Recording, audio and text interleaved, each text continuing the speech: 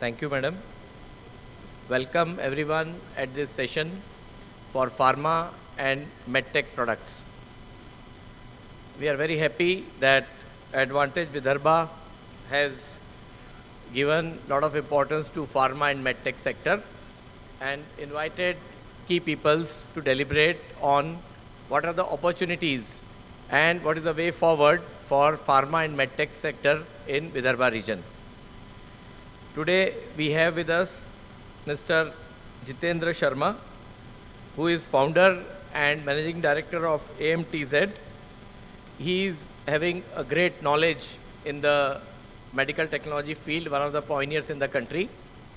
We are also happy to have him for the CEO's conclave at IPC, which was held in Nagpur last year, and we're really very mesmerized to hear from him how in a very short time they erected a lot of companies in AMTZ and helped the country in COVID times. Today, he is going to share more information about setting up and promoting medical products and establishing medical devices park in Vidarbha. So, we welcome Dr. Jitendra Sharma. Taaliyan banti hai. We also have along with him Mr. Amit Kumar, who is the CEO of Atrium. Atrium stands for Assistive Technology in Healthcare. This is a very innovative field in which they are developing product for the specially abled people. So the specially abled people have a lot of special needs for which the different medtech products are being developed at Atrium. We also have Mr. Dilip Kumar, who is CEO for MediValley as a part of AMTZ only. So they are also working on advanced medtech products which are import substitutes in the country. We are also covering the pharma sector, intermediate sector, API sector. So we have amongst us Mr. Alok Singh, who is founder and managing director of 3A Chemi Private Limited. He is bachelor's and master's in chemical engineering from Institute of Chemical Technology, Mumbai. And he runs a company which is one of the pioneers in the region in pharma intermediates. His company name is 3A Chemi and it's a MSME. They are manufacturing and developing advanced intermediates for different APIs. And this is one sector in which India was dependent on China. And a lot of API companies in India are today importing their products from China, and this creates dependency. But units like 3A Chemi are helping our country in making our country self-sufficient and supplying a lot of, not only to Indian companies, but also exporting outside India. Shortly, Mr. Anwar Daud, who is the managing director of Zim Laboratories, is going to join us. He was abroad and we preponed his flight to Nagpur. He has already landed and in next 10 minutes he should be here. So though he is not here, I'll read about him. Dr. Anwar Daud's journey starts in 1989. He is an alumni of University Department of Pharmaceutical Sciences. From this campus he has graduated, and after doing his M.Pharm, he ventured into the manufacturing of advanced formulations under the name of Zim Laboratories Limited. Today, Zim Laboratory Limited has a lot of accreditations, including EU GMP, WHO, and they are exporting to numerous countries throughout the globe. They have many patents in their name. They are also listed company in the Mumbai Stock Exchange. So it is the pioneer formulation manufacturing company from the region, and we are happy to have Dr. Anwar Daud amongst us as one of the panelists. He is going to talk about the opportunities in the formulation sector. We also have Mr. Sulabh Khandelwal from Innova Pharmactive. As you know, Innova Pharmactive is the only API manufacturing company which is US FDA in Vidarbha. So we are proud that it's a homegrown company which has received US FDA certification in the field of API. And they are making advanced APIs like carbimazole, etc. They also have the return confirmation as per EU GMP, and they are supplying their products majorly to US and to many global giants throughout the globe. So today we have this rich panel who is going to deliberate on, Mr. Sulabh Khandelwal is here. So Mr. Sulabh Khandelwal, you are required on the dais.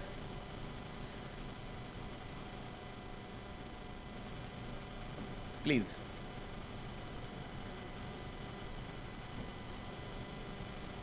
So Mr. Sulabh Khandelwal is a M.Pharm and he is a technical director in Innova Pharmactive. He is going to tell us about building of US FDA plant in the API space. Their plant is amongst the best API plants in this region. So today we are going to hear from this panel about the medtech products, products for the specially abled, APIs, intermediates, formulations, injectables. Dr. Mahendra Kshirsagar is pioneer in the field of injectables in the region. They developed remdesivir during the COVID times. So we are very happy to have this panel, and also we are happy to have a lot of people. Hall is almost full for this program. We are waiting for Gadkari ji. He is going to arrive here any moment, and once he comes, we are going to start with the program. Till then, I'll request Dr. Jitendra. He is a very towering figure in the country in the field of medtech products. So he can tell us something about his wonderful journey, which I'm sure you all are going to enjoy. So over to you, Dr. Jitendra Sharma, please.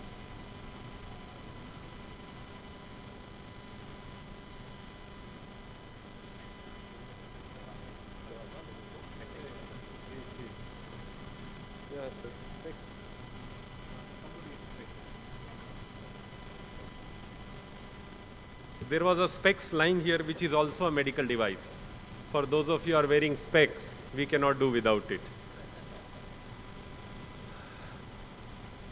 Thank you for giving us this opportunity. To my friends and colleagues, I will also try to share a lot of things in Hindi because many of you come from various parts of the country. It will be easier for us. Actually, if you look at entire healthcare, it has 4 parts. It is like a pizza with 4 parts. Part 1 is land and building. Whether we make a hospital or a factory or a laboratory, land and building. That land cost and building cost will never be in our control. Real estate sector decides the price. It is never going to be in our control. The second part is the part of human resources. None of us would like to be paid lesser salary than what we are getting today, or lesser profit than what we are earning today, which means the cost of human resource will also not be in our control. In healthcare, the other 2 parts, one part is medicines, injectables, biologics. Thankfully, over last 40-50 years, पिछले 40-50 सालों में, India has made a huge progress in injectables, pharmaceuticals, API to some extent, formulations 100%, and we are very strong there. The 4th part is medical technology, in which we are very weak as a country. About $9 billion is the import per annum, about 75,000 crore. So with me, I have 2 more colleagues, Dr. Amit, who heads the Assistive Technology Prosthetic Limb Center of ICMR in our zone. I have my colleague, Dr. Dilip, who is the Medical Technology Startup Center of Niti Aayog, the CEO of that center. I also have my colleague Dhruv in the audience, whom I'm surprised to find here, but he is actually also an expert in market research, trade, and so you have local experts who can help you doing all this. Thank you, Dhruv. Medical technology, if you remember what Honorable Minister Nitin Gadkari ji mentioned in the morning, 4 things define our business. First, technology. Second, viability. Third, raw material. Fourth, marketing. This is what he mentioned. So these 4 things define our success into technology, medical technology. Technology itself, viability, raw material, and marketing. Now I'll tell you, in medical technology around these 4 things, what is the environment today? How many of you are from engineering background? Can you raise hands? There are some. Medical? Pharmaceutical? So we have pharmaceutical, medical, engineering. The light that you see here works on an electric circuit and gives a certain candles of luminosity. The light ka unit hai candles, candela. If every light gives a certain unit of luminosity, a certain candle, we use it. We use it in function halls, dining room, sports stadium, conference center. The same light, so this light should be somewhere around 40 to 50,000 lux. If this light can give 100,000 lux, we use it in operation theater. It is the same light. The light doesn't change. So operation theater light, which we don't make in Vidarbha, there is no rocket science in it. It is the same light which is here. Only the power of the light has to be changed. The accuracy of the light has to be changed. Because we do operations under the light, it has to be colorless so that surgeon is not confused. Because we work under the light, it should not heat our head. So it should be cooling. So every light has a characteristic. So the light in football or cricket stadium, a soccer stadium, will also be colorless. But because it is so high, we don't care about its heat. In operation theater, because it is right on our head, we want it to be cool. The reason why I am giving this example is there is lot that can be done in Vidarbha if we just simply follow the 4 steps that Honorable Minister said this morning: understanding technology, checking viability, ensuring raw material, and doing marketing. Second example, hundreds of people here are wearing specs, right? Spectacles. Spectacles are made of plastic. So is the phone cover. Both are polycarbonate. Phone cover is designed to be opaque. Spectacle lens is designed to be transparent. It is only the characteristics which is changing, not the raw material. If you look at any medical technology, and we do work with hearing aids, the hearing aid which we used to import for almost $200, 16,000 rupees, we now make for 1,900 rupees, $20, $25. This Nagpur, when COVID, Honorable Minister supported the COVID response in this whole area, our zone in Vizag, we used to make 11 lakh, 1.1 million RT-PCR test kits a day. Country was consuming 12 lakhs, 11 lakhs a day, every day we were supplying to the country. 1,000 oxygen concentrators in a day, 250 ventilators in a day. Most of the oxygen concentrators, ventilators in this city and around area are supplied from Visakhapatnam, thanks to Honorable Minister. Even maintenance of that oxygen concentrator, ventilator requires your knowledge. Those of you who are from pharmacy, engineering, they can certainly repair oxygen concentrator. Oxygen concentrator uses zeolite, which is a chemical. Some of you are from chemical industry. Zeolite is not produced in this region. We use almost 100 tons of zeolite a month for maintaining oxygen concentrators in the country. Viability is very high, which is the second point, because technology को समझने के बाद हमें viability को समझना है. Viability is very high. If you just Google AMTZ, it is world's largest medical technology cluster. We have 140 companies, 22 centers of government of India. It is spread in 8 kilometers of space with a WHO pre-qualification center, WHO Center for Innovations and World Trade Center, all in one place. What is interesting is हम लोग MRI, CT scan India में नहीं बनाते थे. One MRI cost 6 crore, 1 million US, almost 800,000 euros, 0.8 million euros. The MRI which we used to import at 6 crore, today we are exporting at 2 crore 80 lakhs, which is 45% of the cost of an MRI machine. And the same is with the CT scanner, same is with the specs, and the same is with a small glucometer. You know, many of you are from biotechnology. Are some of you from biotechnology here? Material science, physics, right? Chemistry, many of you would be from chemistry. Can you raise hands? How many of you are from chemistry? Large number of people. You know glucometer, which we use for testing blood sugar. That glucometer is only an electronic device. It can be given for free. It is much simpler than a phone. The game is in the strips, which we use in the glucometer. That strip, those of you who know Teflon cooking ware, have you all heard of Teflon cooking ware? There is a Teflon coating on the cooking pans. So the Teflon, if carbon electrodes can be coated on Teflon sheet, it can catch signals of blood.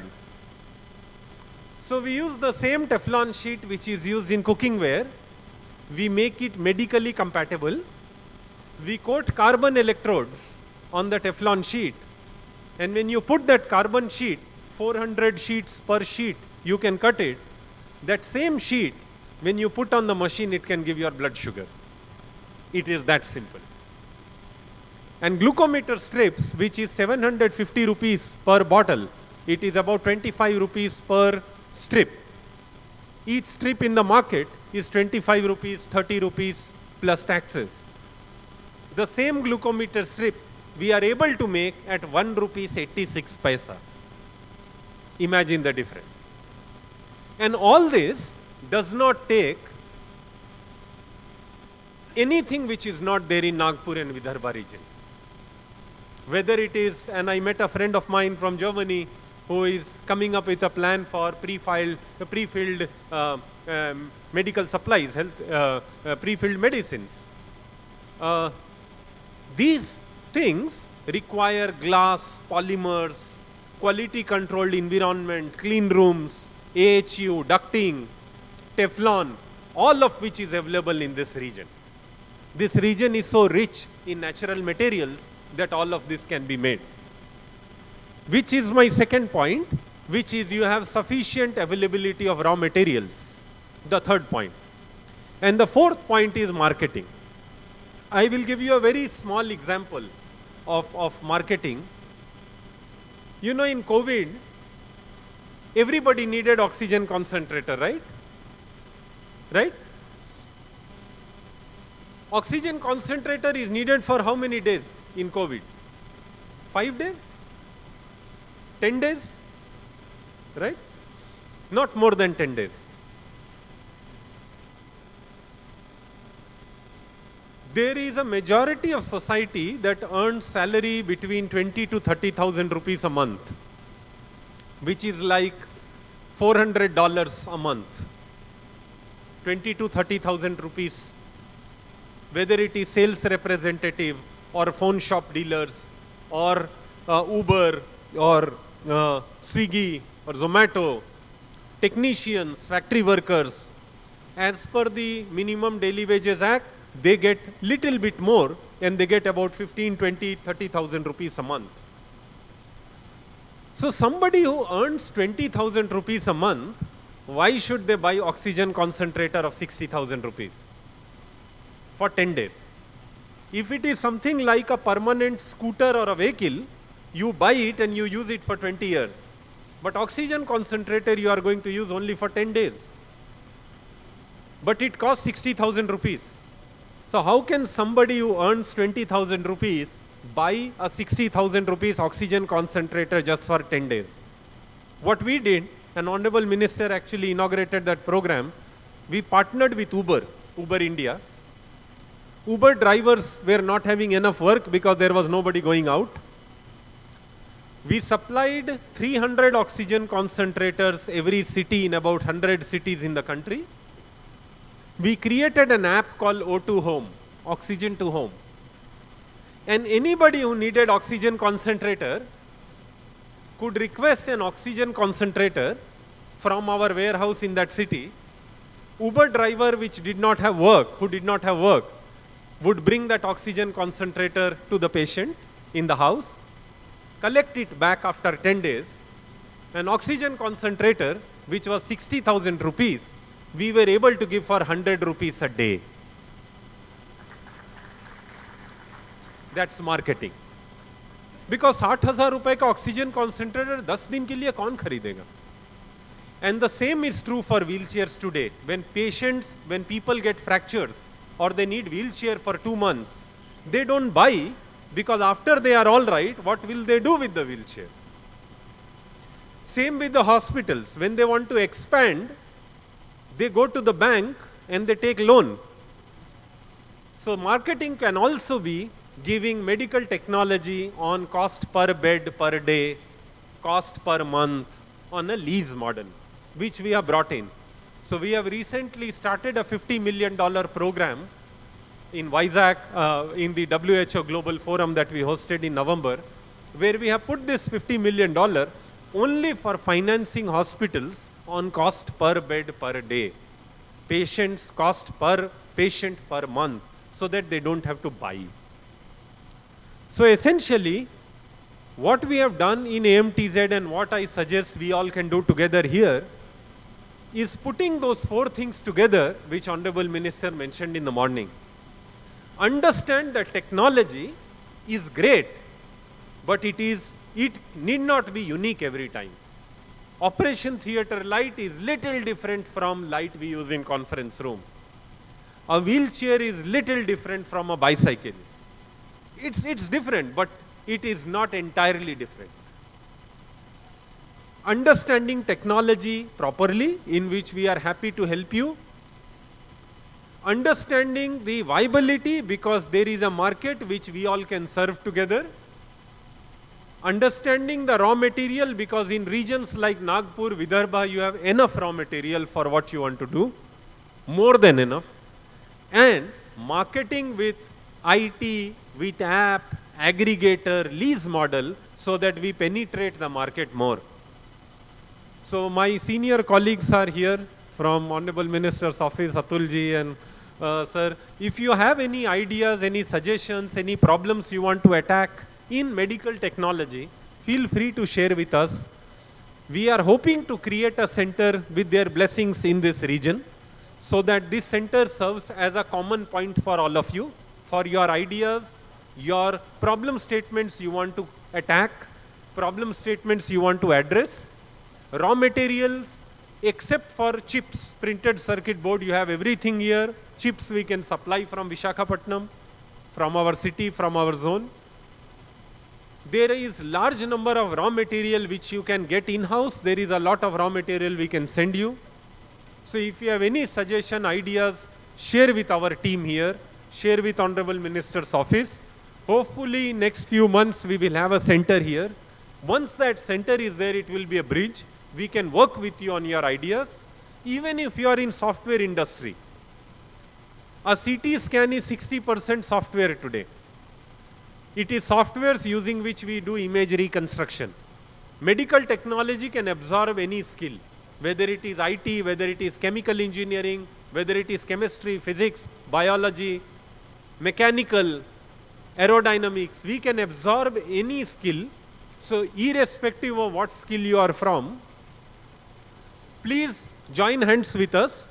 We can help you create solutions for this region and for India.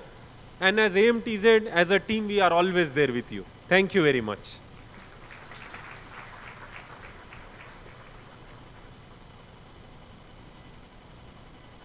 Thank you so much, sir. It was really very enlightening.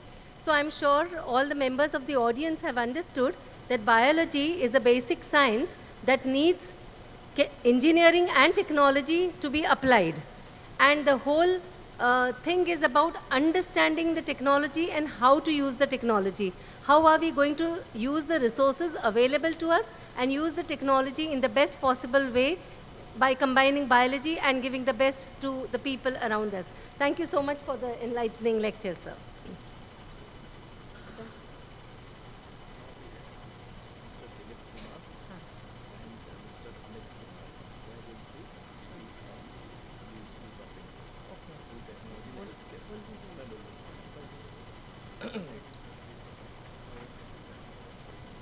Thank you, Dr. Jitendra Sharma, for your enlightening words.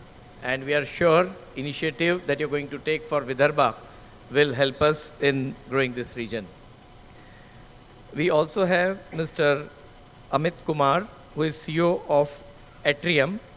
Atrium stands for Assistive Technology in Healthcare. So they are working on the products for specially abled people. So I invite Mr. Amit Kumar to tell us more on this subject.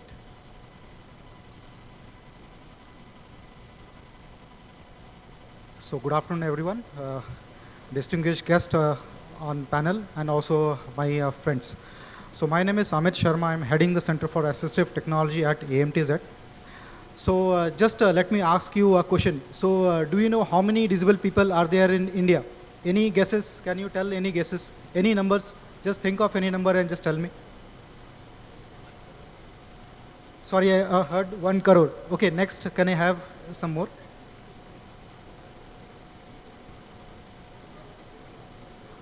Okay, great. So, so the sector which I am addressing to is that I still don't know what is the number of disability people in India. So there is no statistical data that we have that this many number of people of disability are there with us in India.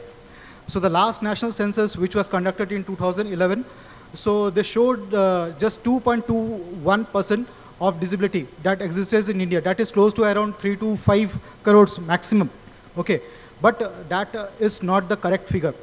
So as per the recent report which has been released by WHO, we have 1.3 billion people which are disabled. So this caters to around 130 crore people which are having some form of disabilities. Okay, so this we are addressing to this much number of people with disability. So what we do at AMTZ, so we have a center of assistive technology which is supported by ICMR.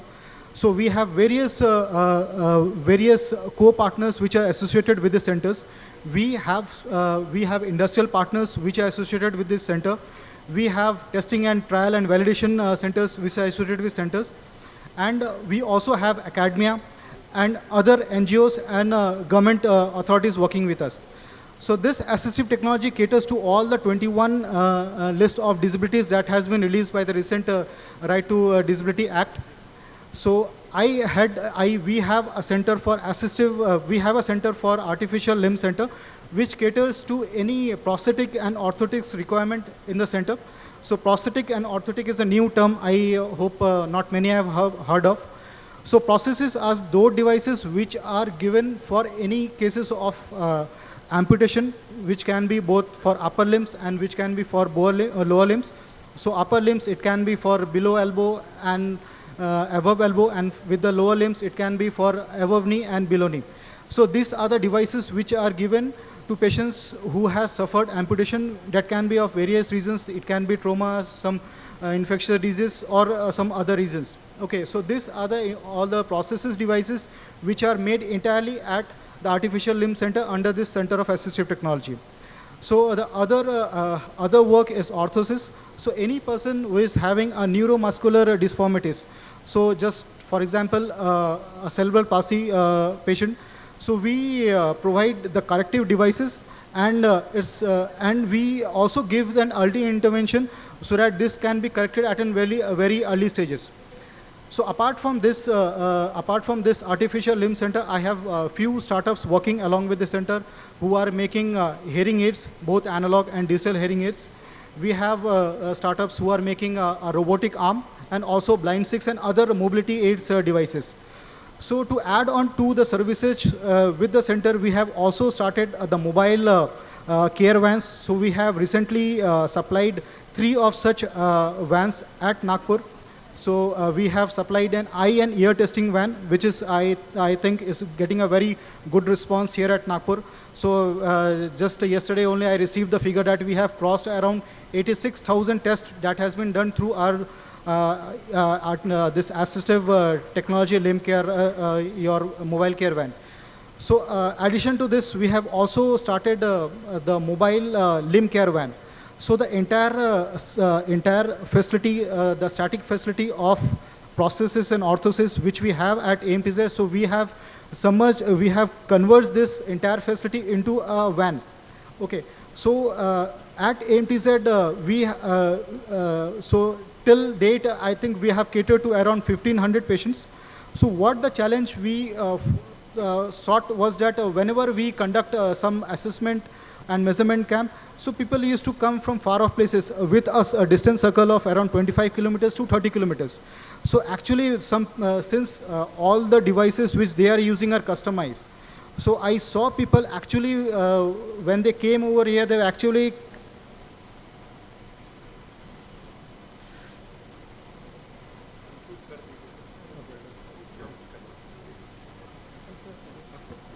A warm welcome to our Honorable Minister, Shri Nitin Gadkari ji.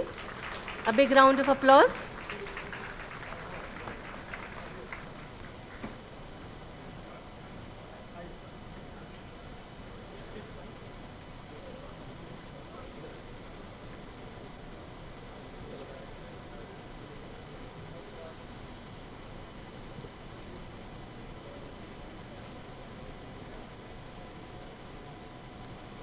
Respected Honorable Minister, sir. So just to continue our services. We'll felicitate first. Yeah, we are sorry to interrupt, but we'll continue with our felicitation event. Since Honorable Minister is here with us, I would like to call Mr. Mahendra Shirsagar sir to felicitate Shri Nitin Gadkari ji.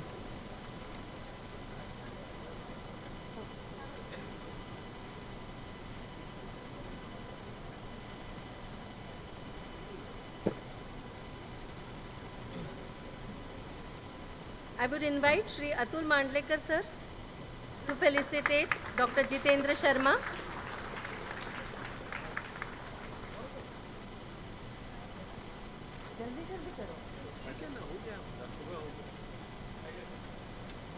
Shri Jitendra Sharma sir.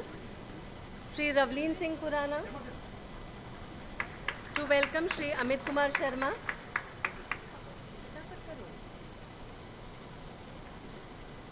Dr. P.M. Ballar, to welcome Dilip Kumar Chekuri sir.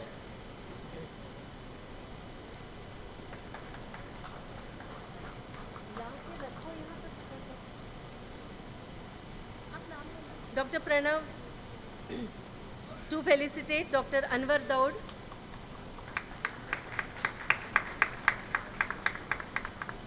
I would like to call Dr. P.B. Khedekar to welcome Dr. Shesha Sai.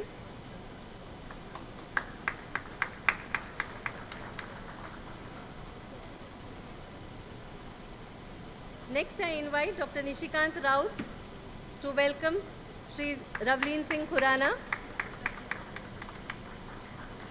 Dr. Nishikant Raut to welcome Ravleen Singh Khurana, sir. Mr. Chetan Marwa to welcome Dr. Alok Singh.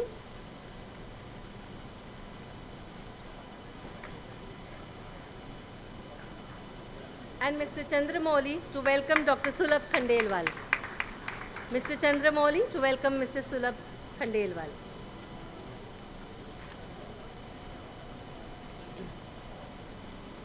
Sir, in your presence, we would like to make a big announcement of the signing of MOU between Keystone Map, that is a Netherlands-based company, and MADC, and we are going to witness the exchange of the MOU here in your presence. Keystone Map are setting up a pharma unit in Mihan Special Economic Zone, and Dr. Tushar Satav, the CEO, and Dr. Roland Miesel, CCO from Keystone Map are here, and we'll witness the exchange of MOU with Mr. Prakash Patil, who is the retired additional collector and of MADC Limited, a government of Maharashtra undertaking. So we would like to invite you on stage, sir.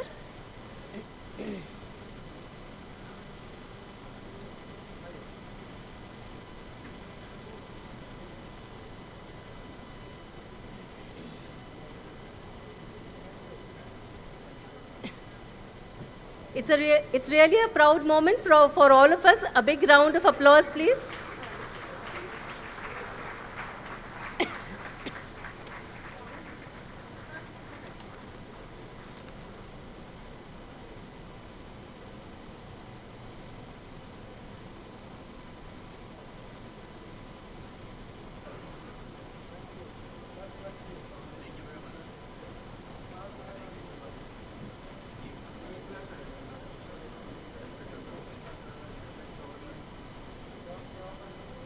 We would also like to acknowledge the presence of Mr. Ashish Kare and Mr. Vijay.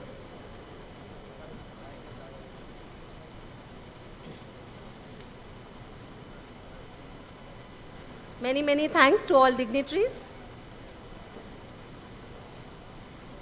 I would like to welcome Dr. Mahendra Kshirsagar to share his overview about this particular session relating to the pharmaceutical industry. Welcome, Dr. Mahendra Singh.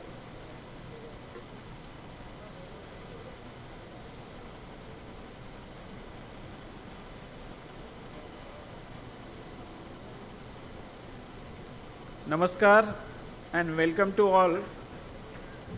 Honorable Central Minister Shri Nitinji Gadkari, Dr. Anwar Daud, Mr. Raulin Khurana, Secretary of this association, Dr. Vijay Sharma, other dignitaries and industrialists present on the dais, and my friends of the dais from various sectors like industries, academics, and businesses. I welcome you all for this interactive session, pharma session, comprising of discussing various aspects of development of pharmaceutical industry in Vidarbha. The very aim of this session is to invite people and have a concrete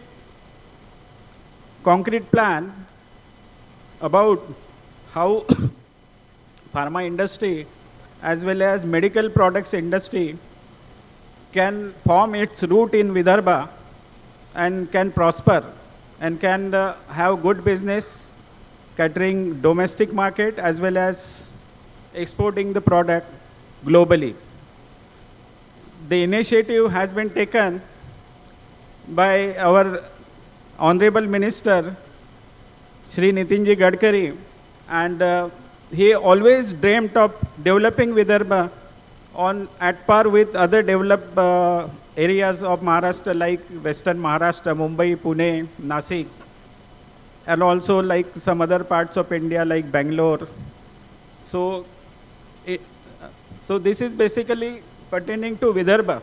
He is striving for development of entire Vidarbha, but his love for development of Vidarbha, especially underdeveloped area, because Vidarbha is considered as a backward region of Maharashtra. So we want to throw away this tag and we want to develop under his aegis and under his guidance. Vidarbha is known for abundance of many things.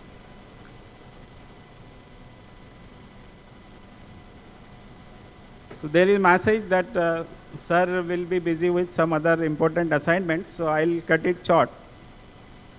So it is a region of abundance. We have natural resources in abundance, we have minerals, we have forest, even we have intellectual manpower, and also poor people. So the tragedy is that we could not develop, in spite of having so many plus points, we could not develop. But now with vision and planning of our Honorable Minister, sorry, we are ready to take a leap into new era of industrial development in Vidarbha. So, a vision and motivation from Gadkari ji is the driving force for development of Vidarbha. And as far as pharmaceutical industry is concerned, the success story has already been listened by all of us. During testing time of COVID, the task which was considered to be impossible was handled by Nitin ji, and successfully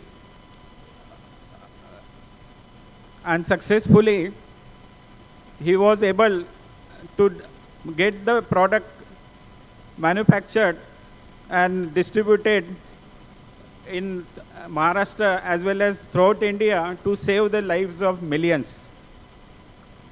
So I won't waste any time, and I will invite Shri Nitinji Gadkari to enlighten us on his ideas about development of industries, and especially in reference to pharmaceutical and medical product industries in Vidarbha. Thank you, sir.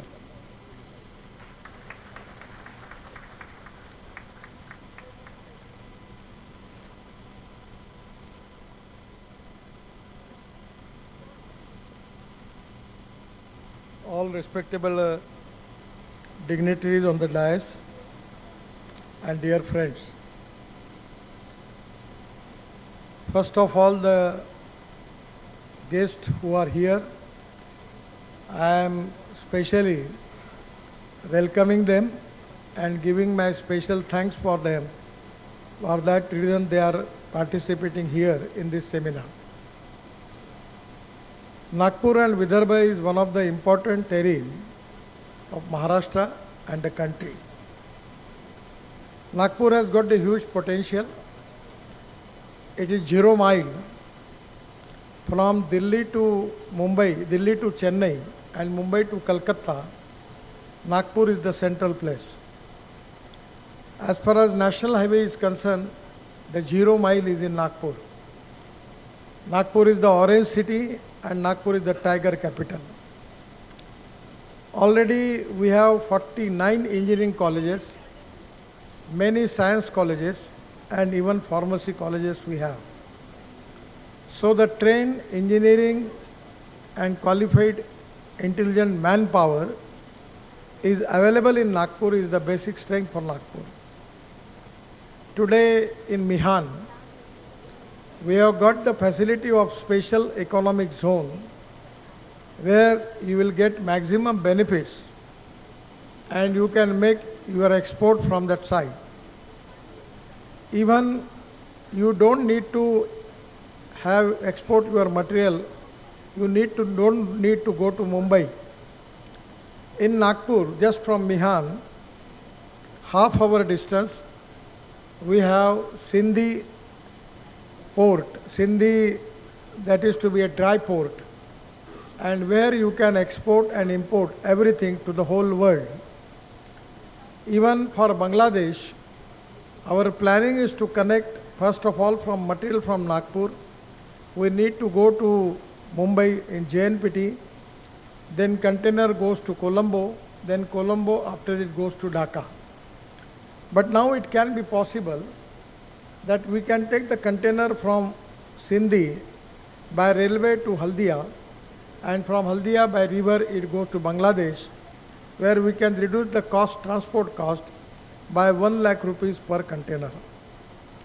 So my feeling is, it is to be a logistic point of view, the good infrastructure is available in Nagpur. Anywhere for the development of industry, we need water, power, transport and communication.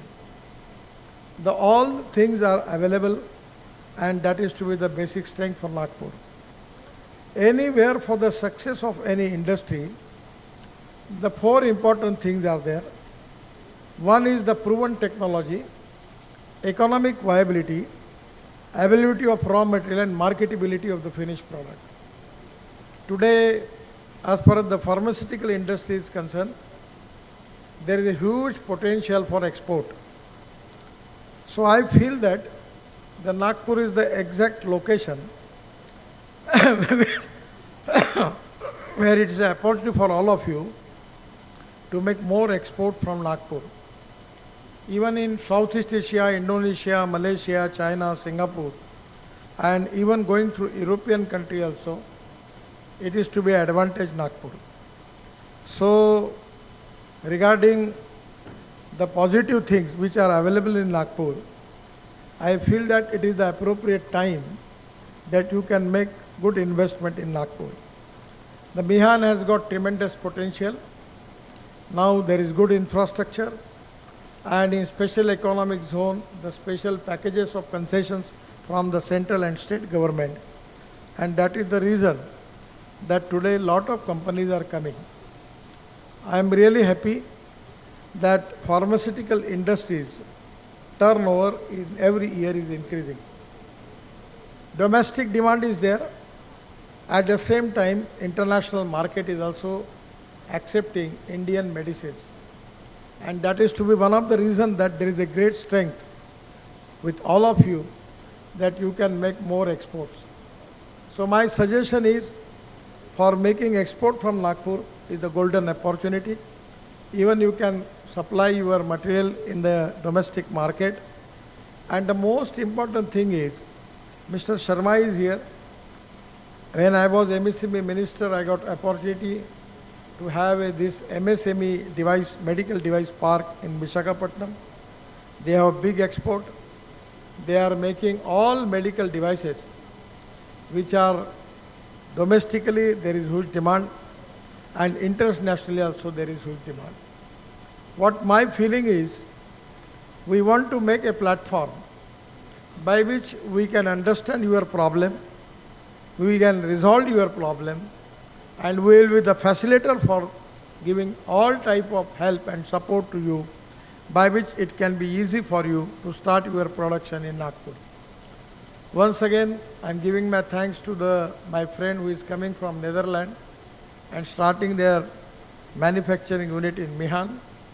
I am giving them special thanks to them. What is the intention behind all this Advantage Vidarbha is, we have more investment, more industry. For that reason, it will be more employment potential. It is going to result to create growth rate, increase in growth rate and per capita income, and by which Vidarbha will be developed. That is exactly the theme behind all this spirit which we have. On the basis of that we are working. I am really happy that we are planning for making of expert people in every field. One of the group will be from textile, one of the from pharmaceutical, one of the from tourism, one of the from coal, minerals and mines, tourism, and this group will helpful for the people who want to start their new industry in Nagpur. I am really happy that today this is the first year we have started, and I am confident that with your cooperation and with your support, we will be in position in next year, we will be organized more professionally, and we will welcome all the people, not only from the country, but from the abroad. And we will have a more investment in Nagpur. I am again giving my special thanks to Shri Sagar and his all team, and the way in which they are working. And the reason, because of that, we are getting good response. The future of the pharmaceutical industry is very good, and Nagpur has got a lot of potential for that. And your initiative and your new technology and new research in your field is 100% going to helpful for all of us for developing the pharmaceutical industry in Vidarbha area.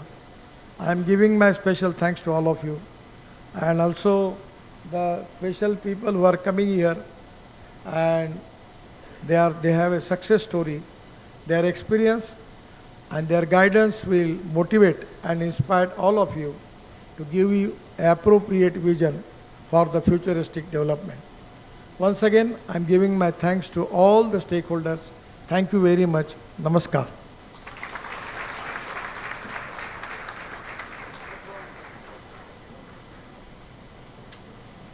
Dhanyavad. Many thanks to our Minister Shri Nitinji Gadkari for sharing his vision with us.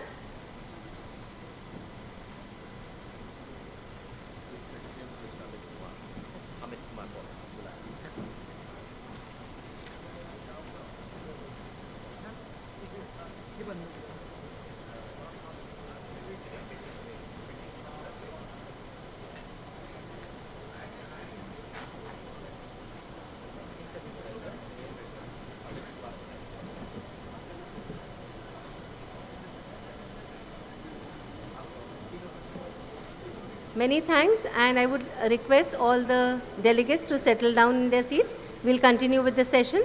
I'm extremely sorry, Mr. Amit Kumar, that we had to stop abruptly, but then we continue with the session and your lecture. Welcome once again, sir.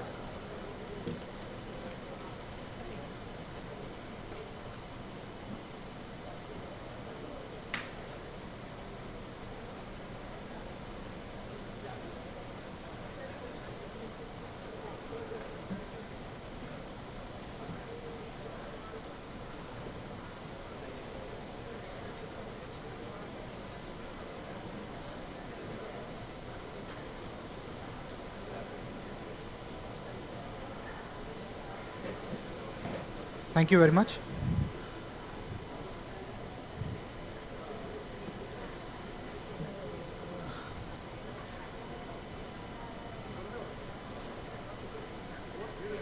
Hello.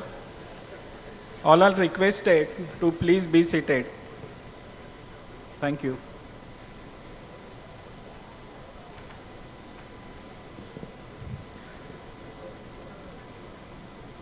Thank you. So I'll just continue about our services of the assistive technology at AMTZ. So, so in India we have very less or no ecosystem supporting the entire assistive technology sector. So at AMTZ we have this unique ecosystem to support the entire categories of disability.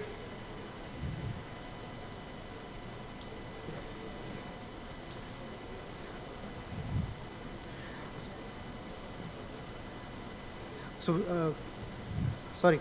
So we'll just, I'll just conclude. I'll just allow other panel speakers also to speak on this. So we require more such ecosystem in India to have help India to become the leaders in assistive technology. And yes, India is having the capability to become the global leader in assistive technology. So providing solutions to the entire devices which comes into assistive technologies.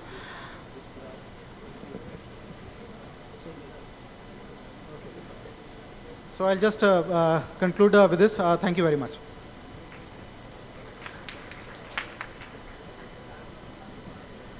Thank you, Mr. Amit Kumar, and sorry for interrupting you in the session.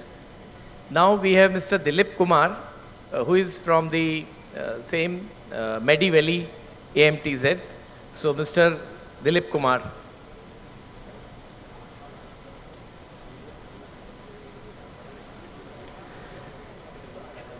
Jai Hind everyone.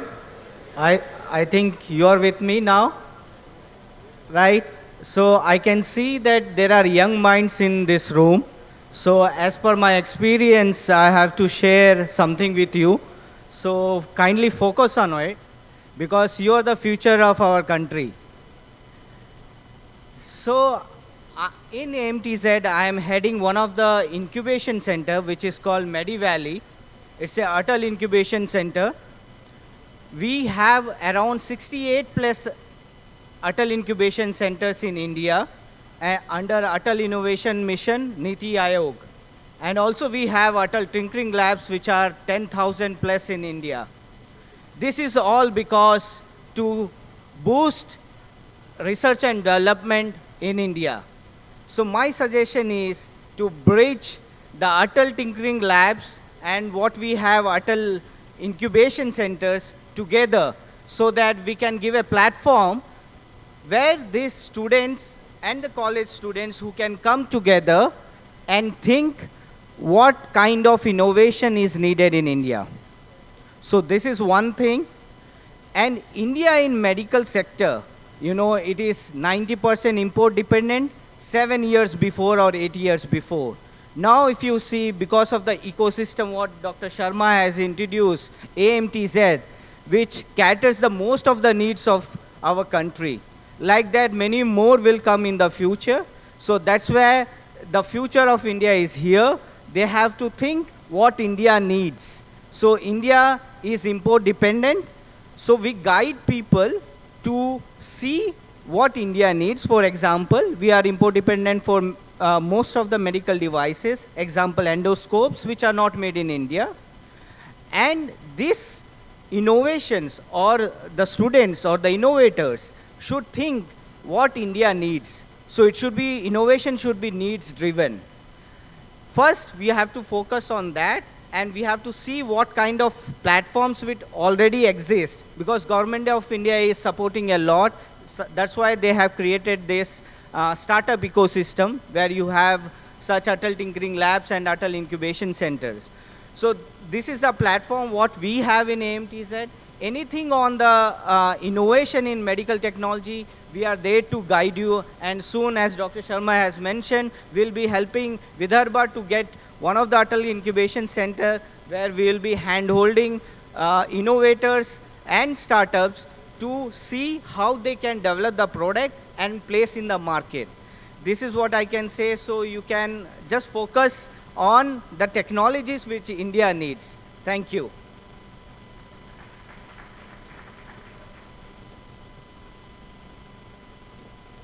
I am thankful to Dr. Jitendra Sharma, Mr. Amit, and Mr. Dilip Kumar for enlightening us on this medtech sector.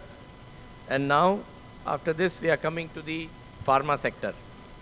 So today, we have Dr. Anwar Daud amongst us, who is one of the senior most person in the pharma industry in this region. As you all know, he is an alumni of this campus only. And from a humble beginning, today Zim Laboratory is one of the top pharma companies in the country. They are listed in Bombay Stock Exchange. We also have Dr. Sesha Sai, who is also alumni of UDPS, and with the rich experience of more than 30 years, he is now Technical Director at Gentech Life Sciences. Mr. Alok Singh is Masters in Chemical Engineering from Institute of Chemical Technology, Mumbai, and is a Managing Director of AAA Chemi, one of the leading intermediate companies of the region. We also have Mr. Sulabh Khandelwal, a Master in Pharmacy from Nagpur University, and he is Technical Director in Innova Pharmactive, which is the sole US FDA approved API plant in the region. And we also have, last but not the least, Dr. Mahendra Kshirsagar, who you all know in the difficult days of COVID, he developed the Remdesivir and saved the millions of lives. Applause is needed for him. Thank you. So we start with the panel discussion. दूसरे mics है? Hand mics?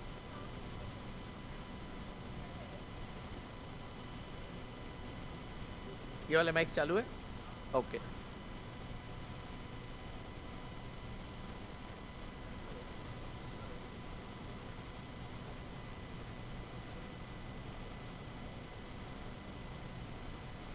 Hello, hello. Thank you. So I request, first of all, to set the context.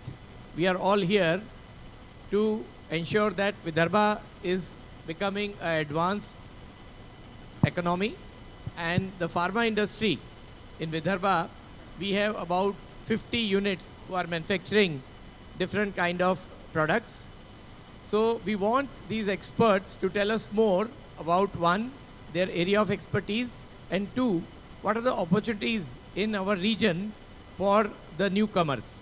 So I start with the most senior person, Dr. Anwar Daud. So I request him to tell us what are the opportunities in this region and how we can attract more investment in this sector. Hi, good evening. So I'll not try to bore you because I think most of you know me and you have heard me speak before. Out of all the ideas that have been generated by the brilliant speakers who were there, I heard two of them at least. And young minds always have good innovative ideas. So my subject is very interesting because I'm trying to speak about two things. And the two things are, if you have a good idea, how do you get the money? Number one. And if you want to be in exports, how do you go about it? Because sitting here in Nagpur, I was born in Katol, so I can understand. I didn't know what besides the black phone, the telegraph office black phone, post office black phone, I didn't know that any other design of phone existed before I went out to Mumbai. So these are the two questions all of you young guys must be thinking about. And I'll try to take you fast through that because this is one, the company which we started in 1990 has gone through most of the things and tried to answer most of the things that come to the mind of any young entrepreneur who sat in Nagpur. And I'll do it fast. And then I'll come to try to answer these two questions. I think more detailed answers and more in-depth coverage on all this is available because there are a lot of people who have come up, people like Ravleen and Mahendra and there are now a plethora of, there's a US FDA facility in Nagpur now. So you can take advantage of all this experience. So it's not as difficult as it was for us. So after you go out of this conclave, please don't think it is so tough, it is so impossible that it can't be done by any ordinary people. We were all very ordinary. That's the first thing. We were a little lucky, but in the end we were ordinary. I'll just take you through that. If there's a slide, you can just see this slide, how we started. And sometimes the things which look very good, like we got, a public issue in 1993. I used to think, not in 1993, I think somewhere in 95 or 97, we went public with OTC exchange. That was the worst mistake of my life. Can you believe it? We sold our shares at par. When we were just a 6 crore company, and this is how I'm trying to I educated myself and I'm trying to tell you what not to do as well. Because there will be many people who will tell you how to attract money. Nobody will tell you how to be attractive to money and which kind of money you should run after, at which stage on your company's life. So we went public and we sold our shares for 10 rupees each. And today, I am happy and sad that 10 rupees became 640 rupees to all the shareholders. But see, if I had only lasted for 5 more years and borrowed money from the bank, this company would have had more value. It would have gained more value for all the shareholders who actually participated after 5 years. And this company would have had more money and maybe it would be 5 years ahead of what it is now because of the money if we had raised it earlier and in a premium. So this is how we progressed. We did many things and we tried to challenge ourselves, and that's one of the things of entrepreneurship, that you keep on challenging yourself. And as you can see, different technologies were getting formed, and in 2015 we did EU GMP. Now there's another question, how to export. So all the time it's a game of strategy. Whenever you have a good idea, you have to understand that you, like I said earlier, how do you attract money and whether all the money that you attract you should take. When you are small and when you are just establishing yourself and there is no, because money comes to in a different ways. There is a bank money, there is a subsidy, there is venture capital money, there is a family money, there is private equity money, there is a joint venture strategic partner money. All can come depending upon what you are, what size you have, what kind of product you have, what portfolio you have, what kind of technology you have, and at what stage of your company you are. And about that, you have to be very smart what kind of money you should run after. When you start and you don't have credibility, you should go to the bank because they will only understand mortgage. They will understand their security. When you have a business which is running, maybe you can have bank and relatives will give you money, your friends will give you money because they love you. Bank will not give you money because they love you. They will love only the mortgage. After some time, there are others like venture capitalists who will give you money if you have a good idea. And you have some proof of concept, or you have shown all these 4 qualities of technology, then viability, and all these, the 4 things that already Mr. Nitin Gadkari ji spoke about. When you can prove that at the early stage, then the venture capital money comes in. When you have created value and there is a future story. If you see, in 2014, we got a WHO GMP status for orally disintegrating strips. Nidhi knows a lot more about that than I do. So when we built a plant, that was the time when we went with a story. In 2013, we went with a story, we made a pitch to at least 80 private equity players in the country. And we were able to convince one UK fund, Ashmore Alchemy, to invest in the company at a valuation of 252 rupees per share of that time. And that what gave the next leap to the company. So also I feel that you should not start a company for the wrong reasons. I did that. I founded this company because I thought that Nagpur and Vidarbha needed one platform because there were so many colleges and everybody was going out. Probably the right idea to start a pharmaceutical company or to be an entrepreneur is to have a good idea which will solve a problem and make a company is a business in the end. It must make profit. So if you want to attract the right kind of money, you must also have a good balance sheet and you must generate that good balance sheet and you have to be strategic all through. There are companies like Flipkart which lose millions of dollars and still they attract money. So it's not that you need to be profitable. You have to be strategic and you must always have a story where you can convince somebody and yourself that in the near future, this is a product, this is a market, and this is an unmet need, and this is how I am going to do it. If you can convince an investor to be able to do about your sincerity and your ability to execute, they will be willing to bet on you, and this is what is meant by venture capital and private equity money. About exports, again, it's a strategy. You have to have a product. See, first of all, I'm sure you all are young guys know what's happening around the world. What we do today will result in a product tomorrow. So you have to imagine what that tomorrow is going to be. Broadly, there are many trends that are happening all over the world, and if you are exporting to the world, you must understand what is happening inside that world. There are trends like localization. Everybody wants to have their own independent pharmaceutical sector. So simple commodity type of products will be discouraged and duties will be put around that. So if you have an idea that you will just set up a plant which will make paracetamol and aspirin and you will be viable, it's going to be difficult. Then affordability. Everybody wants affordable drugs now. You can't sell at a premium. There are many countries now, including the UK and the US, where sometimes the prices are less than the prices in India. So think about this. Then regulatory tightening.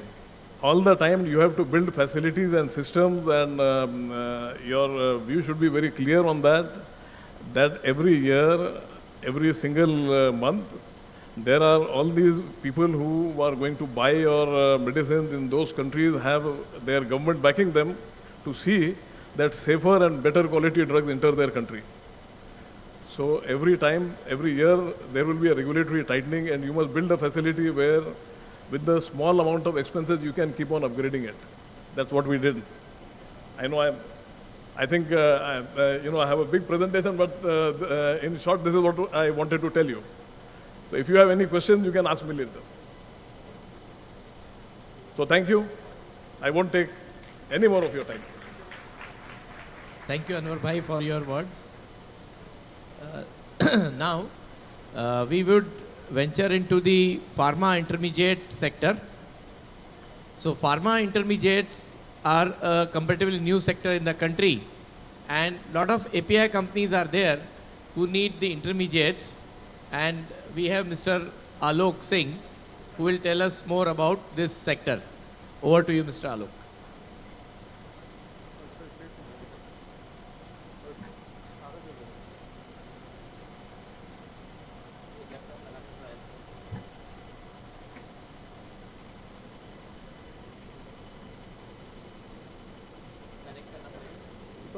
I'll speak on it.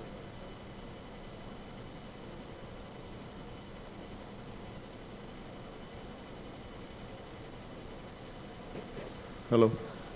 Yeah, good afternoon, the audience, ladies and gentlemen, distinguished panelists. The topic which I'll be discussing today is pharma specialty chemical intermediate sector opportunities and potential in Vidarbha. Now, for all in the audience who have limited understanding of the pharma value chain, just a brief background. What a patient consumes is a finished dosage form. Okay, so we have Zim Laboratories making that, we have Gentex Life making that. It's the finished dosage form which they consume. The finished dosage along with is made of excipients and APIs. So excipients is made by Dr. Revlin Khurana of Nikita Pharmaceuticals. The API and the excipients and various binders form the finished dose form, whether it is tablet or injectable. And the API molecule is manufactured by bringing together 2 to 3 fragments of other molecules which are called advanced intermediates. So every API would be an outcome of a chemical reaction between 2 to 3 fragments.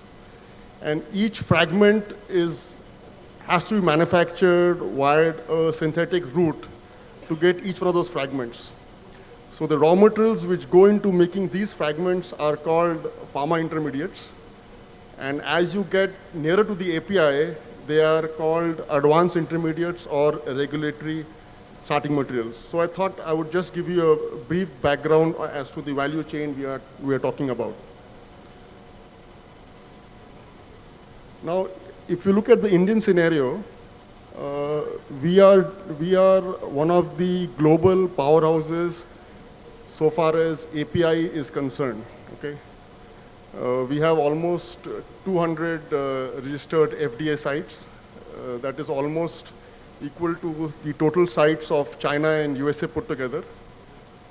But unfortunately, there has been an over-focus on manufacturing APIs. Okay. APIs have been manufactured by importing raw materials from China. So the fragments which I spoke about are the fragments which are imported from China, and maybe 1 or 2 reactions are carried out at Indian side and we get the API. The end result is that we have almost more than 80% dependency of KSM and advanced intermediates from China. And I would also like to emphasize that the skill sets required for API manufacturing are not the same skill sets required for manufacturing KSMs and advanced intermediates. Okay, as you go away from the API, the focus from API, regulatory, and all those aspects shift into technology, chemistry, engineering, scale up, okay? And over the past 30 years,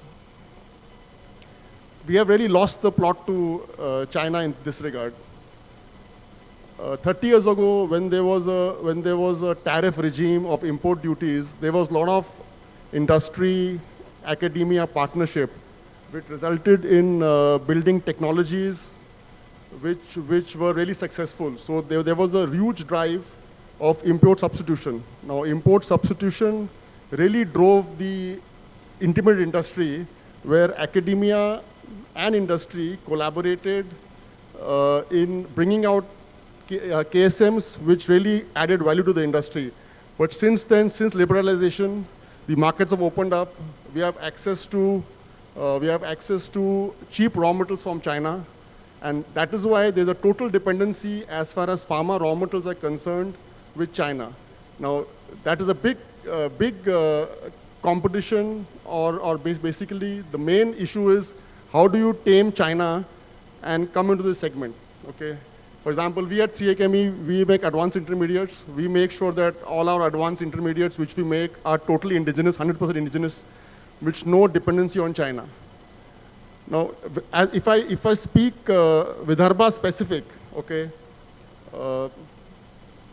how do you create an ecosystem in Vidarbha which really, as it is, Vidarbha is in a very infancy or nascent stage in the pharmaceutical industry. We have global FDF, finished dosage form and excipients manufacturers. We have one US FDA approved plant. So there's a huge potential in the growth of the API sector, and with the growth of the API sector would automatically come the growth of KSMs as well. But as I said earlier, KSM manufacturing requires a whole different skill sets. It is nothing but pure chemistry. And that is where we need to really create an ecosystem in which, in our education at Nagpur University, Chemistry Department, LIT, have to really come together and create an ecosystem whereby the technology of manufacturing key starting materials, that means name reactions which we normally study and are left to the textbook, have to be really got out of the textbook and have to be actually scaled up. And when that happens, that will create an ecosystem where a student at Nagpur University will really understand that if a molecule of my thesis, which I am making, can it be scaled up to a commercial molecule and really supplied to the market. So I would say we are in the right direction. Industry, when I was studying in ICT, during those days where there was protection, there was import duties, every thesis has industrial relevance, okay? Every research paper had industrial relevance. Now, my question is, does that happen now in Vidarbha? We have to see. This ecosystem has been created other places also. Hyderabad, Telangana has this ecosystem. ICT, the Indian Institute of Chemical Technology of Hyderabad has done pioneering work in developing technologies for KSMs. Those technologies has been taken up and eventually scaled up and are serving the country. So while we are in this extremely nascent stage of API development, I feel potential is huge, but it needs to start with the right ecosystem and infrastructure of education and expertise in pure chemistry skills, which we are missing. So I would really encourage the decision makers in Vidarbha, the government, to really encourage the educational curriculum in India and get this ecosystem working. The other thing is, as it has been widely said, you can attract investment by having the right infrastructure, by making pharma parks, KSM parks, common effluent facilities. Those would attract existing players, but those will not create the ecosystem for an entrepreneur or a student who is studying pure chemistry to say, okay, while I'm finishing my thesis, I'm going to take this molecule to a commercial stage. So I think when that thought process comes into Vidarbha, we would really see a boom in intermediate, KSM, and pure chemistry manufacturing technologies. Thank you. Thank you, Dr. Alok Singh, for your enlightening words on intermediates. And now we have Dr. Shesha Sai, who has a rich experience in R&D, and he'll tell us that how Vidarbha can progress in the research and development field of pharmaceuticals. Dr. Shesha Sai. Good afternoon, seniors in the dais. Now,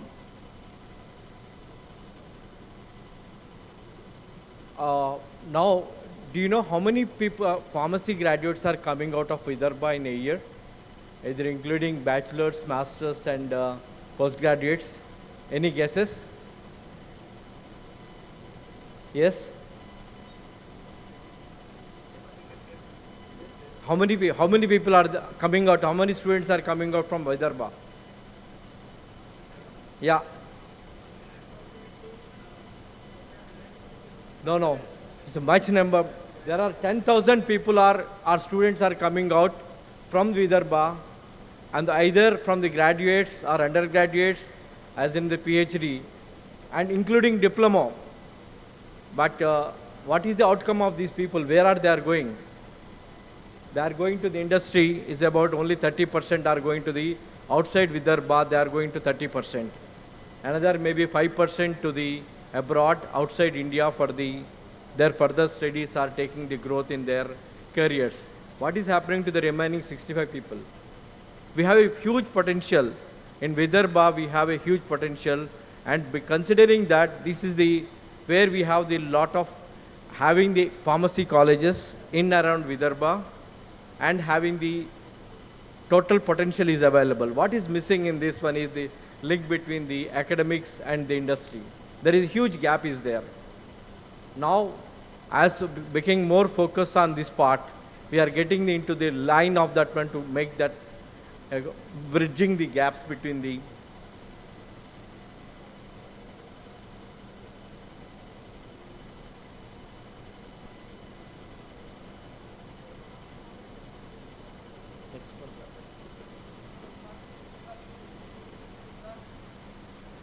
yes. So before going there again, I just want to talk about what is the scope of the pharma industry. We know that India is the global dispensary or pharmacy for the globe. We, by the grace of even for COVID or previous to the COVID also, and India is the #1 supplier for the medicines. And fortunately or unfortunately, India is having the non-US FDA manufacturing sites are there in India. And it has the advantage as also disadvantage. Advantage is that next to the US, we are the manufacturing hubs are there in India. The second downside is that being the second in the world, there is a lot of other countries are focusing on to or derail us, or US FDA is more focusing on obstructing or making double standards or something like we have more standards for make them to dosage forms to bring into the US. That is a challenge for us. The same application which is there for the US FDA sites and Indian sites are huge differences there. So we have to be constantly Indian manufacturing units has to be on run and at par with the US FDA sites, manufacturing sites. It costs a lot of money to make them at par with them. So that is one of the drawbacks of that one being in the India manufacturing units are having. And as I said, and always the regulatory bodies are raising their bars. So to make them at par with the global requirements is another challenge. So we have a lot of challenges, but at the same time, we have opportunities are also there. Now, with this, we are the #3 in the total overall manufacturing of the pharmaceuticals.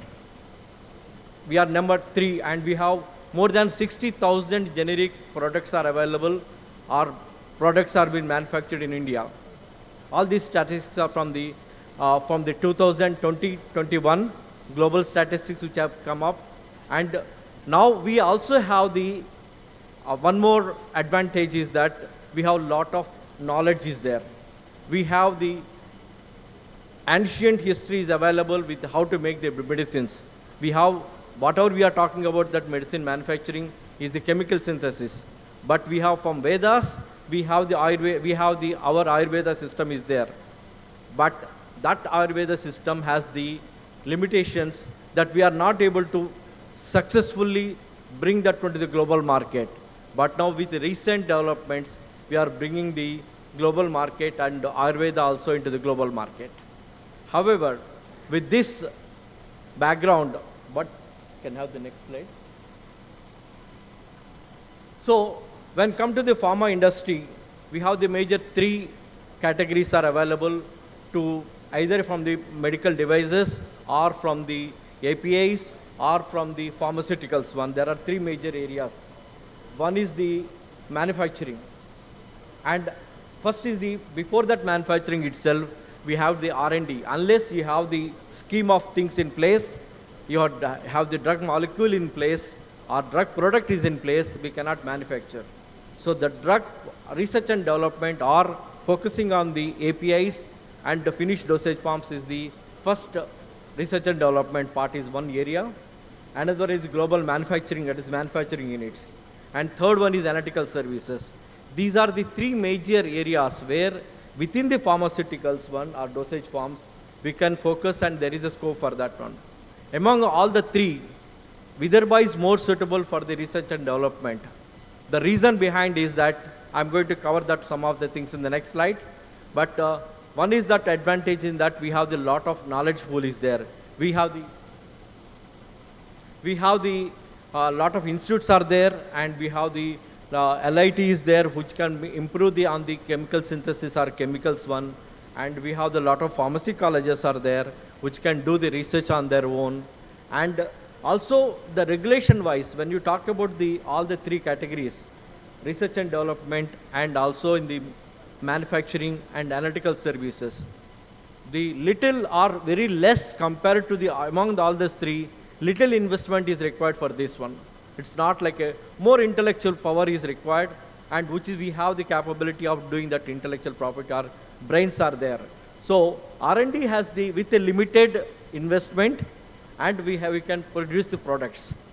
One worst example, most of the people might be knowing that one, Glenmark, which has done a few years back. Their focus was there on only to develop the molecules and send that one to the global market. And with that one, they have almost $600–700 million have been come with a small group of 10 people or with a small team of research and development, and which is equivalent to maintaining a manufacturing unit which can still get that 600 million profit to the company. So they understand that. And most of the companies, India is also focusing on the new drug development.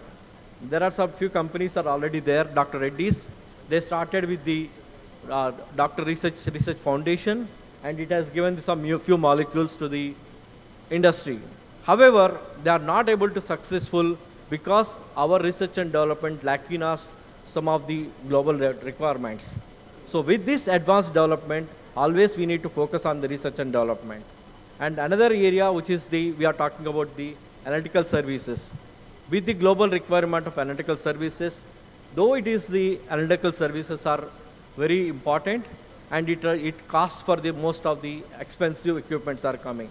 Now the technology is growing, and we are having the new requirements are coming from the regulatory point of view. Like many people might be knowing that one, nitrosamine impurities, one of the global thrust area right now, which is coming into the market, or which is in the regulators are requiring the nitrosamine impurities characterization in a very, very minute and systematic way, which cost a lot to the analytical services too.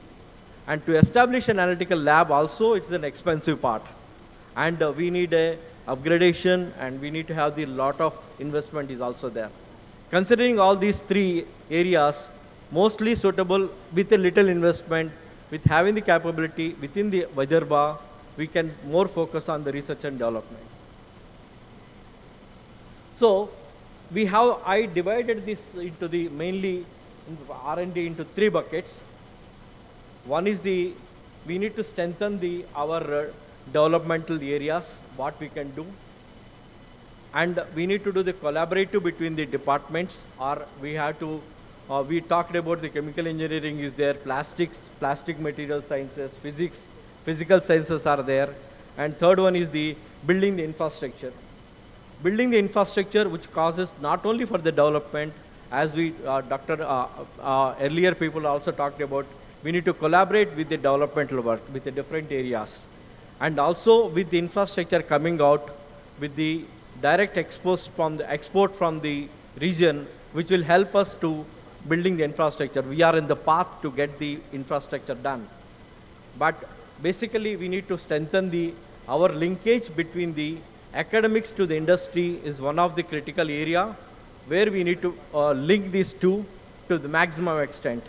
And most of the institutes which we have already having a lot of people within the industry. All these are very age-old institutes are there. If you talk about pharmaceutical science department, we have a huge history of 50 years. Students are coming out from the department. They are at various stages and various levels. We can collaborate with them and then get the linkage more. That way we'll get the more knowledge will be given to the students that are coming out from the department, from the students. That's where we need to bring the knowledge and to collaborate between the industry to the academics has to be increased. Second is within the department itself. We have the lot of expertise within the area itself. We have some people we may not be knowing what is use of that, but this type of the advantage of Vidarbha will give the lot of other allied people to come into the same forum to understand each other and give the better advantage to that's a product development. We can bring that product to the market one. Third one is we are talking about the building the infrastructure. Building the infrastructure, we need to have we already have some development labs are available, but we need to collaborate with them, university departments and other things. We need to complete it. We are going to get that one more infrastructure focused one, and that can help in the developmental work in pharmaceuticals, mainly in the pharma industry. We can develop that one in the next slide, please. With this, what is going to happen, that one is there is a focused development will be there, and R&D is going to be the major area where we can focus in pharmaceutical industry within the Vidarbha region, having the lot of knowledge pool and lot of scope is there available within the Vidarbha. With this, thank you for the organizing committee to providing me a chance to talk about it. Thank you for all. Thank you, Dr. Seshasai. Very nice enlightening words on R&D sector. Thank you. It will be inspiring a lot of students who can come in this area. And now we have, last but not the least, Mr. Sulabh Khandelwal, who will tell us about how they built a US FDA API plant in Vidarbha. Mr. Sulabh Khandelwal. Hello. I'm from Innova Pharmactive Private Limited, and our plant is basically manufacturing API since last 25 years. We are focused on certain particular categories of antithyroids since last 20 years. So after getting so much expertise, particularly in that molecules, then only we are able to get that kind of regulations or that kind of accreditations. Before getting into the accreditations, it is the systems which are required to be developed, and in certain extent we have to leave our what we call our core quality of Indian, that is a jugaad. In pharma sector, jugaad is very limited. We have to much more focus on system building and infrastructure building and the rigorous efforts toward linearity of approach. After that only we are able to achieve that sustainability and the accreditations which needs to be maintained. One small mistake, it lies to take you back 3 to 4 years. And to get the accreditations, we have to prepare documentations, we have to prepare the teams, we have to prepare the sites which are required as per their expectations. Even now, the Indian governments have been coming up with the stringent norms related to the manufacturings. So all key aspects are being required, focusing on these key parameters: team building, the human resource, which is a most important part. You have to be there for consistent training for developing the human resource. Then the skill sets required, particularly for performing that activity, which are non-technical, because it is a whole team efforts which is required for developing the accredited plant. And then the technical documentations related to the product. Specifically, if you are aware that the pharmaceuticals, the main is the active ingredients. Based on that, only the shelf life of the product has been defined. If the same product like ibuprofen formulations, still in many countries it is not stable. So there are a lot of scopes which needs to be work on the APIs related to the impurity profiling and related to the technical robust process and the cost optimized procedures. And after that, after developing that procedures, then comes the regulations. So only the 5% is there which is required for the development of the molecule to the stability. Then the rest 95% is related to that manufacturing and the creating the documentations, which is rigorous activities for 4 to 5 years for any country, which required to be done with the team efforts and the consistent teams. Regarding the development scope in the Vidarbha, we are having many scopes related to the API industries. We are having a sufficient talent. Only thing is the exposures which has been lacking in them. Basically, the active pharmaceutical ingredients, there are different categories which are coming up in that. Related to the phytochemistries, the active ingredients are being isolated right now, and it is coming like anything. This is altogether a new field which is coming in the phytochemistry, particularly identifications and extraction of particular moieties in that. Then the things are coming toward the biopharma sites also, the chemicals related to the biopharmaceuticals, which is having a huge scope currently related to its development. And then comes the regulations related to these plants, which is in again the rigorous activity which already I just briefed you in small. Thank you. Thank you, Sulabh. Thank you for your knowledge that you have shared on APIs. And now I request Dr. Mahendra Kshirsagar to acknowledge the presence of all the dignitaries. So first of all, you can bring the mementos. So first of all, I request Kshirsagar to present the memento to Anwar Bhai. And thank you, Anwar Bhai, for your time. He was coming from abroad and he has preponed his visit by 1 day so that he can be here. A huge round of applause for him. Now I request Mr. Kshirsagar to acknowledge the presence of Mr. Alok Singh, the MD of AAA Chemi. Thank you for your knowledge. Also to appreciate Mr. Jitendra Sharma, Mr. Amit Sharma and Mr. Dilip Kumar. 2 more mementos. 2 more mementos to them. 2 more mementos to be given to them. 1 more.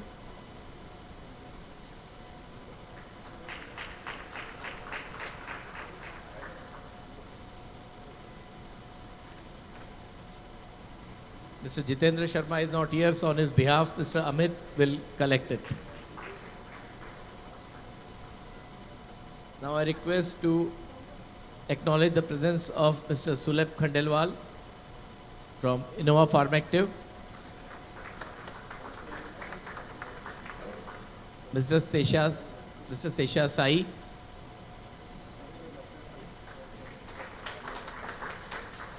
and now I will first appreciate your presence. I am very much thankful to Mr. Raulin Singh Kurana for his valuable inputs and successful comparing of program. Thank you very much.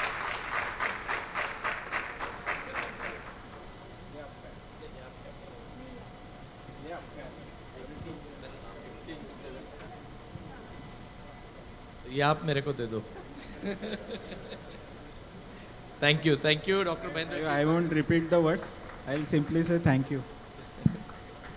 And thanks everyone for being here and being present in this pharma session. So we are sure that with the combined efforts of all the stalwarts from Vidarbha, Anwar Bhai, Mr. Khandelwal from Pharmactive, Mr. Alok Singh, Mr. Kshirsagar, pharma industry in Vidarbha is going to have golden days. Thank you very much. Thank you for being present here. And also I thank AMTZ, Mr. Jitendra Sharma, Mr. Dilip Kumar and Mr. Amit Kumar. They have came all the way from Vizag. So huge round of applause for the AMTZ team. Thank you everyone. Thank you.